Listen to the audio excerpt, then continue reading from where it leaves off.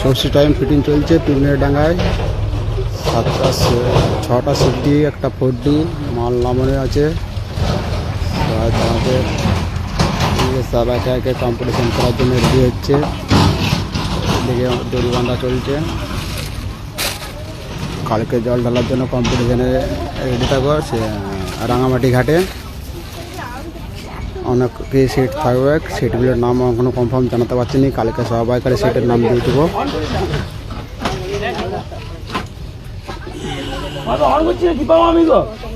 সব ফিটিং করার জন্য লোক দেখছে। এদিকে চাং বানছে, এদিকে আমাদের আছে আপে আছে।